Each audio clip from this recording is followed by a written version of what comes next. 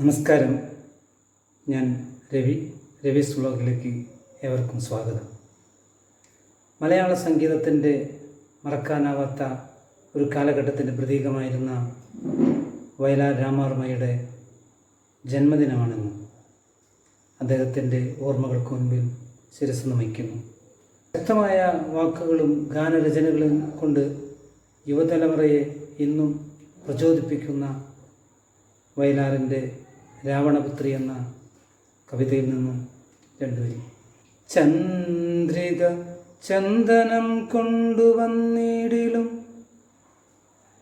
പൊന്നശോകങ്ങൾ വിരിഞ്ഞു നിന്നിടിലും ഇങ്കു ചോദിച്ചു ഇന്ദ്രജിത്തായിരം വട്ടം ചിരിക്കിലും